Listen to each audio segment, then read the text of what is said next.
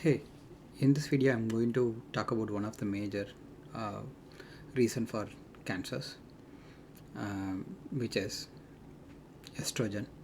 So estrogen is a major reason for like cancer across the world, and that is one of the reasons why there is an increase in breast cancer. And estrogen is an anabolic hormone which helps cancer cells to replicate and grow. So that's the main reason um, for the cause of cancer. So like estrogen can cause you certain sets of cancer, which are like breast cancer, cervical cancer, endometrial cancer, ovarian cancer, and colorectal cancer. Any efforts that we take to reduce estrogen can help reduce the risk of cancer.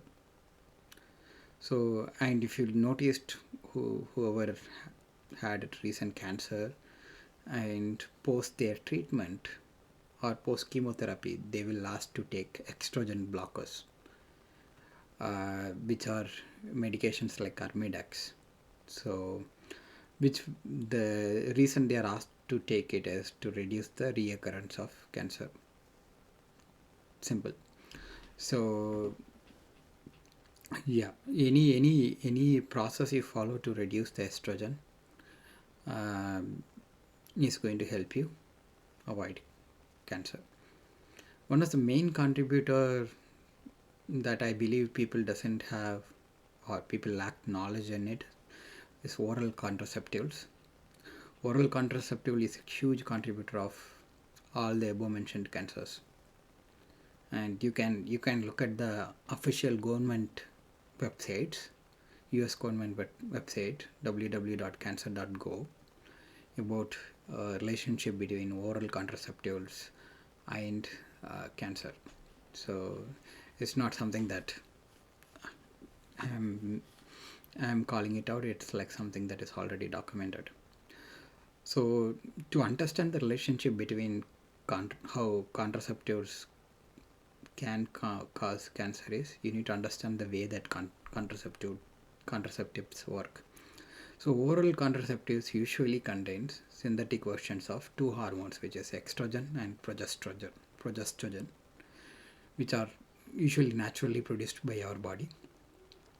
So steady levels of estrogen and progesterone in the body as a result of oral contraceptives trick the pituitary gland into thinking that a woman is pregnant, stopping it from releasing the hormones that stimulate ovulation and preventing pregnancy. This is a simple way that um, the oral contraceptives work.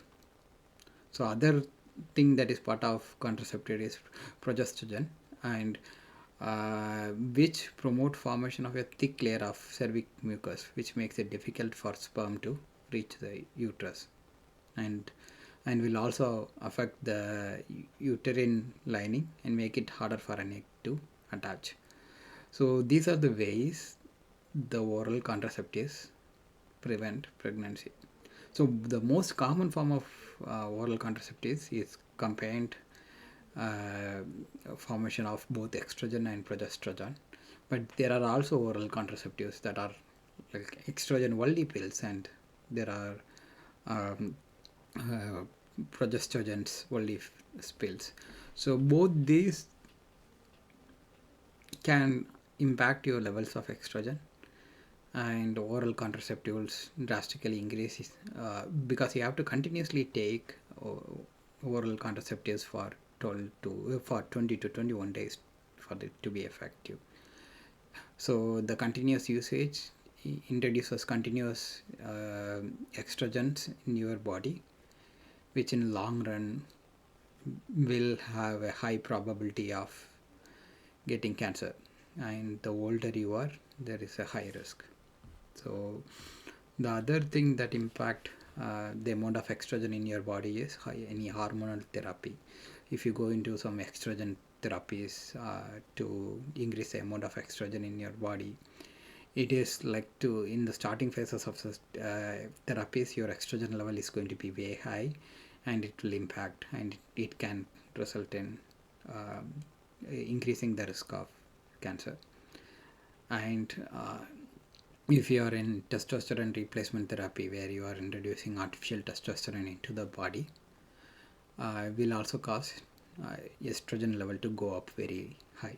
So excess of extra testosterone in your body is converted to estrogen via a process called aromatization.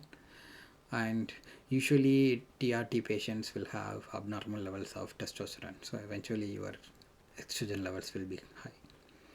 And TRT, people who are in TRT will ask to take the same estrogen blockers which are suggested post cancer. So uh, yeah, it's same. So it's like it will reduce estrogen, thereby impacting, like, for if men are going into TRT, glycomin, they might develop man boobs, and um, at the same time they will have sexual dysfunction and all the other things because of high levels of estrogen. So so reducing these, or like being careful in this hormonal therapy, you have to carefully monitor the estrogen levels, and you have to increase the estrogen blocker or reduce the hormone intake based on that.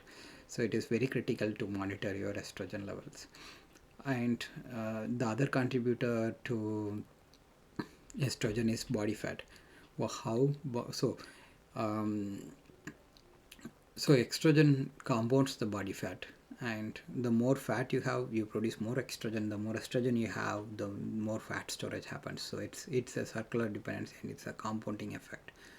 So your body, both men and women, produces testosterone, and any excess of testosterone will be converted to estrogen via a process called aromatization. And the more fat cells you have, the more aromatization happens. So the more fat you are, you have more estrogen in your body, which will result in uh, which will increase the risk of cancer. And same way, you have the other contributor to estrogen increase is stress. So your body produces a hormone called cortisol in response to stress. Producing high amount of cortisol in response to stress will deplete your body's ability to produce progesterone.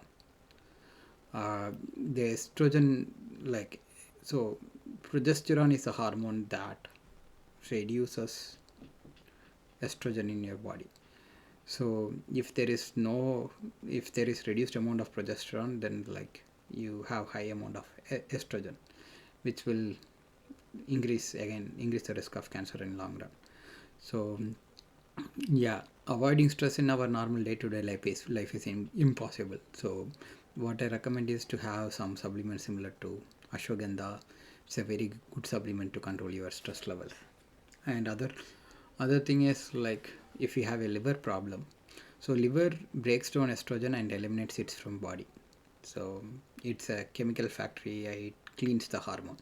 So if your liver is not functioning correctly, too much of estrogen can accumulate, and there will be all, like, if there are low